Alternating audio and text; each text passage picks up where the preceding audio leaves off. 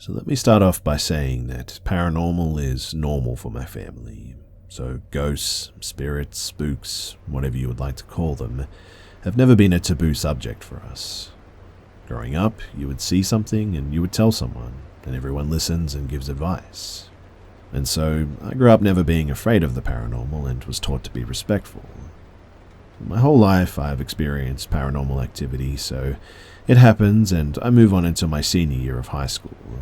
Again, I was taught to respect the dead, so I've never gone like ghost hunting or tried messing with spirits or anything of the sort. If you do, that's fine. I was just taught not to, so each to their own. Anyway, senior year comes around and I was given an assignment to find ancestors in town and see how far back you could find relatives. My grandmother told me and my cousin, a junior at the time, about an old cemetery that she believed a cousin was buried in and how to get there and whatnot. So we go and find her grave and get the information. We thanked her for allowing us to gather her tombstone information and to rest in peace. But the whole time we were there, my cousin and I felt very off though, like we were being watched, and not in a good way, as if there is a good way though, right? Anyway, I go home and everything is fine until I go to bed and have that same feeling. I'm laying in bed but staring at my door into the hallway and feeling as if someone is there just watching me. This continues for months too, and I thought that I was the only one who noticed until my brother, 10 at the time, started asking me if he could sleep in my room with me because he's scared of the hallway. He told me that he felt like someone was watching him from the hallway and that it felt bad. I agreed that it wasn't a pleasant energy like what a family member or maybe just a spirit passing through feels like. This was a very dark and eerie feeling. So I told him that it was fine and we both laid in my bed staring at the hallway and felt eyes on us. We both said the Lord's Prayer and we went to bed. We're not a super religious family by any means, but me and my brother felt at that moment that we needed to say that prayer for whatever reason. I graduated high school and things calmed down a little. The feelings seemed to go away is what I mean. Until that morning. You see, my mum went to work and my brother went to school. I got up and I got in the shower, and as I was washing my hair, a heavy feeling just crashed down on me, and again I felt like I was being watched. I turned my head to look to the side, and there, on the other side of the distorted glass shower door, was a tall, dark figure. I could see a head and shoulders, but no other features except the red eyes. I screamed and threw open the shower door, and as soon as I opened it, it was gone.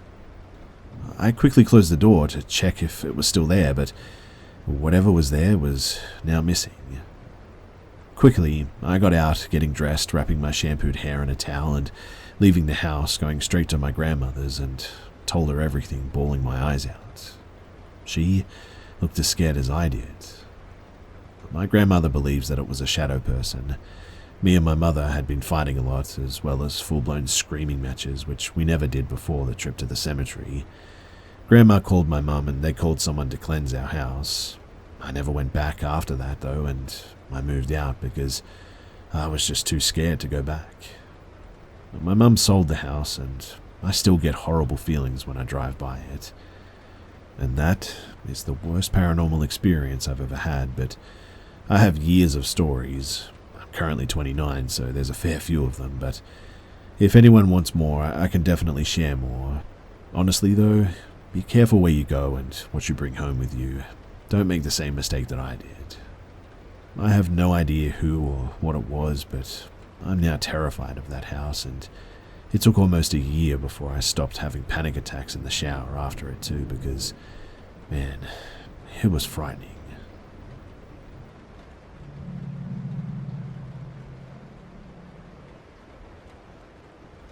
This is something that happened to me when I was a kid, and I just wanted to share the story since it stuck with me for so long.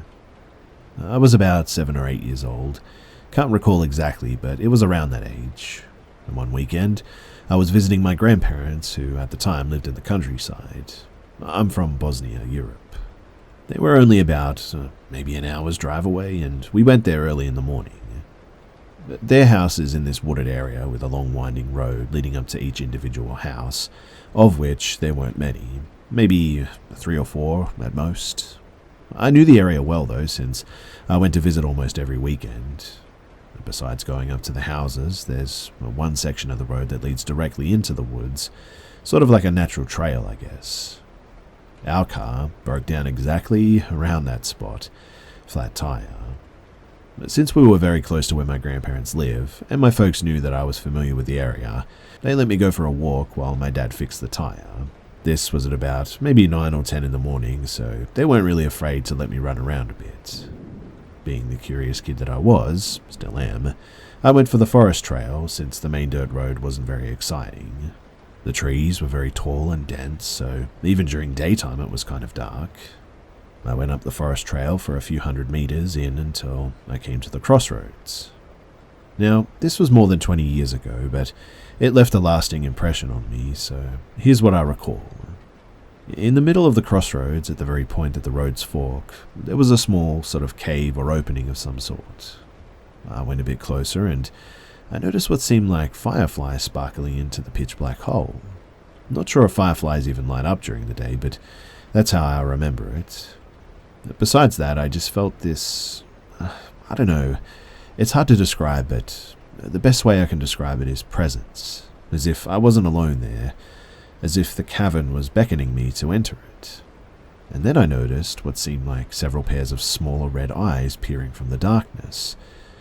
At this point, I was quite spooked, thinking it was maybe an animal of some kind, and I decided not to go any further and just sort of slowly backed away. This is in Southeast Europe, so there aren't really many dangerous animals around. Pretty rarely you'll see a wolf or a bear, but that's really unusual, not near human settlements too. Anyway, nothing followed me and I had no trouble getting back. I decided not to tell my parents about this since I figured that they would be mad and wouldn't let me play unsupervised for the remainder of our visit. But they decided to leave me with my grandparents and pick me up on Monday while they went back during the afternoon. Now, I'm very close with my grandmother. She and I are very alike, especially now as a grown-up.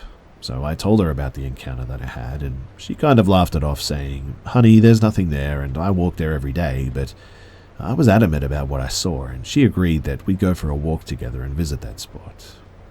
It wasn't far from her house, and we arrived there that same afternoon. We got to the crossroads, and just like she said, there was nothing there. No burrow or cave, just a flat spot where the crossroads met. No traces of it being dug up or buried or anything.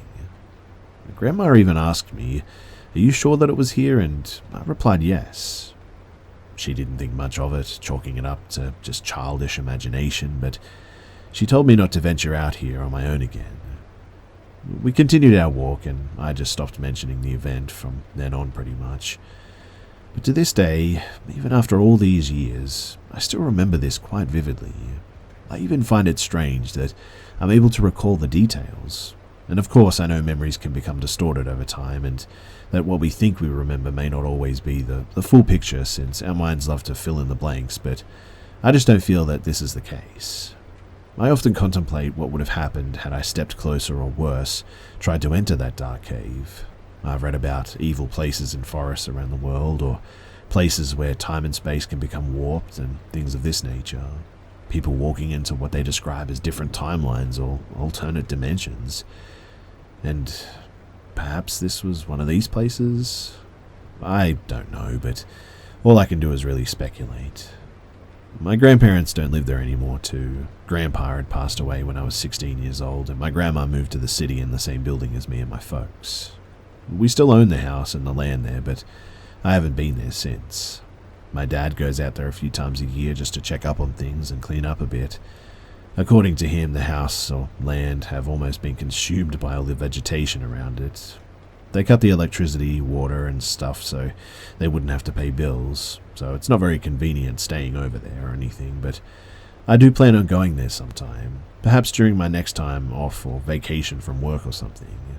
I really want to go back to that road, assuming that it still exists, and just see if I feel anything or see anything. Now that I'm an adult with an interest in the paranormal, I'm really drawn to this memory, and I just want to I don't know, try and figure out what that may have been. So on that note, I would love it if any of you guys have also experienced something similar, if you could share it. I would really appreciate to hear some of your thoughts.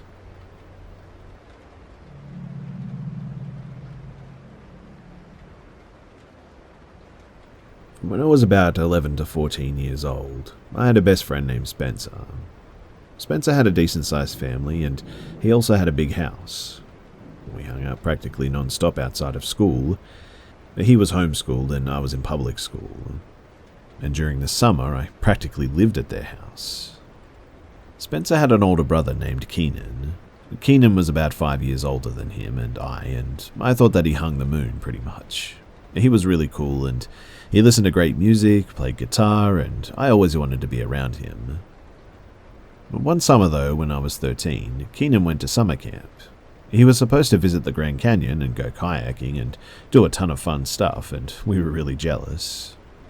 It was weird too, not having him around all the time, since I basically stayed at the house the entire time, and finally the day came when Spencer's dad was supposed to go to the airport to pick up Keenan, and we were super stoked to hear about all the camp and stuff. His dad drove up and we ran downstairs to greet them, and yet we didn't see Keenan. His dad had tears running down his face and he exclaimed that he didn't make it. He didn't make it, you guys. My heart dropped to my stomach and I started to panic. Keenan walked right up behind him and they both started laughing at this. Man, that was a terrible move on their behalf, but anyways, we helped him unload his luggage and stayed up until midnight talking about his summer. He said that he had the time of his life and told us all about how he had almost went overboard whitewater rafting and how he surely would have drowned if he did. As two 13-year-old boys, we were enamored by Keenan and everything that he did. But we talked about how Spencer and I were going to go to the same camp once we turned 18, and it had been a long day and it was time for all of us to go to bed. Keenan told us that he would tell us more in the morning when he woke up. Now, I had fallen asleep and awoken in a cold sweat because of a nightmare that I had that night, and in my dream, Spencer and I had went out our entire day that day just as we had before, except when their dad showed up and joked about Keenan dying on his trip, he actually did die. Remember, this was practically my idol at the time, and the dream was so vivid. I needed to go down and get some water just to calm myself down afterwards, and I checked my phone before I headed to the kitchen. It was 3:30 a.m. The house was really dark and I had to tiptoe to be quiet and make sure not to wake anyone up. As I walked through the den on my way to the kitchen, I see the moonlight spilling into the living room, the only light in the house. And that's when I see what I think is a large silhouette, and as I get closer and my eyes adjust, I see Keenan hanging from the ceiling fan. I freak out and run across the room in a dead sprint and turn the light on to see if my eyes are deceiving me, but when I did, it was him. Except he was asleep and standing in the middle of the room underneath the fan now with one of his arms raised straight up over his head. I never knew Keenan to sleepwalk before, and luckily he snapped out of it before I tried to wake him up. He looked at me super confused. He looked around and noticed where he was and said, "Oh yeah, I forgot to tell you guys. I guess I developed a bit of a sleepwalking habit at camp." He went back to bed at that point, but I'll never forget that night. I mean, how the heck was he hanging on that thing without it breaking down from the roof? And more importantly, how did he get up there in the first place?